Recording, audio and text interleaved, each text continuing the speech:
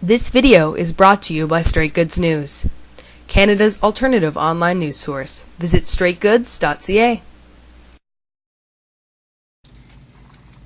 Hi, my name is Faye Estrella, and I work for Jared's Vision, an anti-bullying organization. One of the main reasons I work for Jared's Vision was because of how I was bullied growing up in Toronto. It was mostly because since I was 6 years old, folks couldn't tell whether I was a boy or a girl, and so assumed I was gay and used that as a reason to put me down.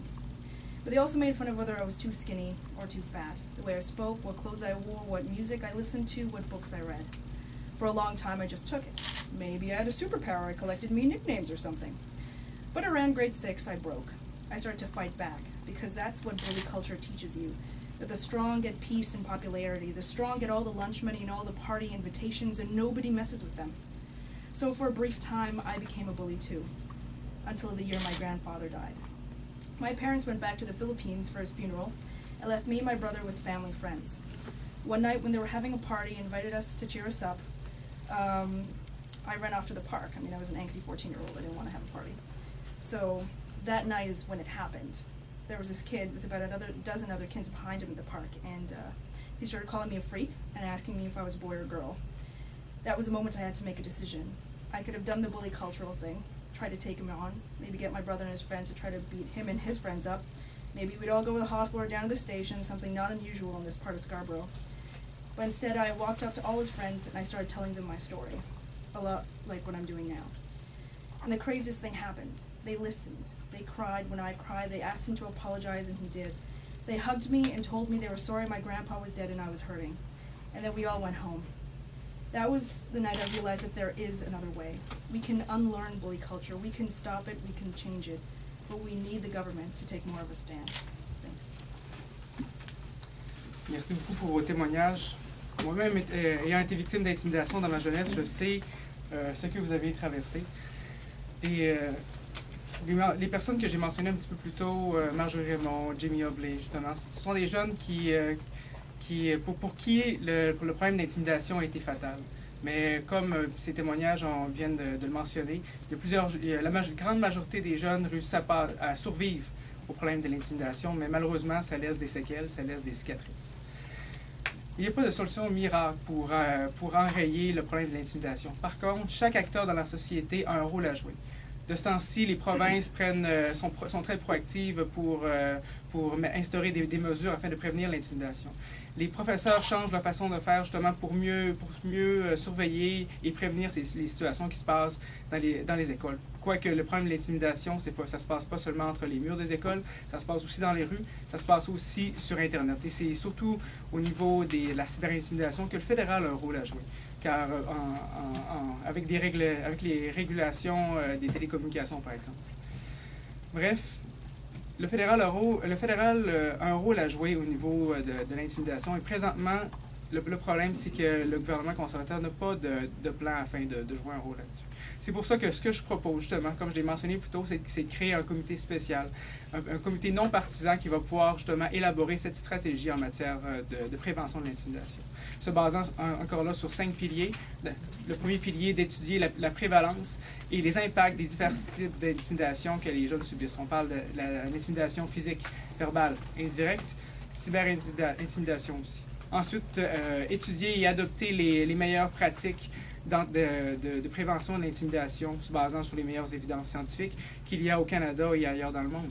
Ensuite, disséminer l'information aux familles canadiennes qui vivent dans leur communauté de l'intimidation, qui ont des jeunes qui justement vivent de l'intimidation. Aussi supporter les organisations qui travaillent avec ces jeunes qui sont victimes d'intimidation. Et finalement, c'est très, très important, le mot-clé à retenir, c'est la prévention plutôt que la criminalisation. Car lorsque le mal est fait, que les années, les mois d'intimidation ont eu lieu, les victimes restent malheureusement, on pourrait dire, brisées. J'aimerais, comme je l'ai mentionné plus tôt, remercier les jeunes qui sont avec moi aujourd'hui. J'aimerais remercier beaucoup les organisations qui ont travaillé avec nous au cours de la dernière année. Je mentionne Jeremy Diaz de Jared's Vision, Cédric Beauregard de la Fondation Jasmin Roy, Hélène Kennedy et Ryan Dick de Égal Canada, Wendy Craig et Debra Pebler de PrevNet, Bill Bessé de Bullying.org, Jennifer Fodden, André Grace, Tracy Peter et Elisabeth Sewick. J'aimerais aussi vous remercier, vous, en tant que journaliste, car il faut parler de la problématique d'intimidation. Ce n'est pas une étape normale dans la vie d'un jeune, ce n'est pas non plus quelque chose de tabou. Donc il faut en parler et il faut aussi agir. Hi, my name is Maddie and I'm a grade 12 student at John McCrae Secondary School. When I was in grade 7, I began to develop faster than most of my friends and began to have self-esteem issues. Instead of my friends being there for me, they began to attack me on different issues and see me different and unsuitable for their friendship.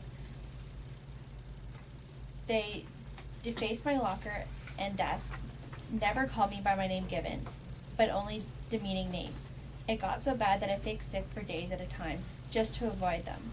The memories of their bullying still haunt me today and affect my life.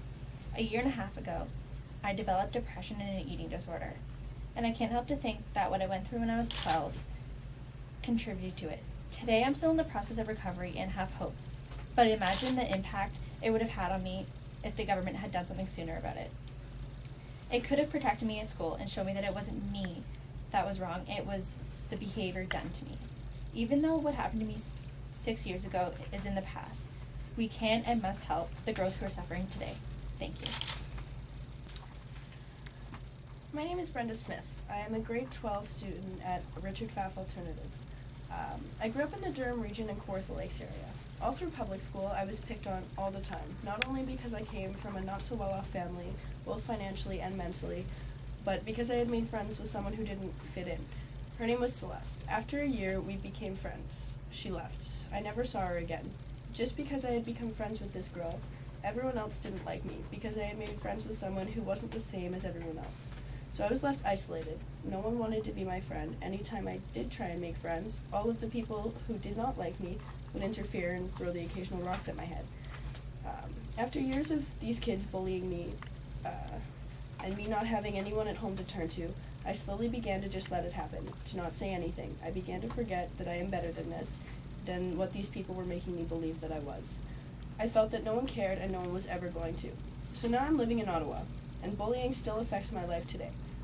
But now I know that I'm not alone, and there are people that will stand behind me. But more importantly, I can stand behind myself.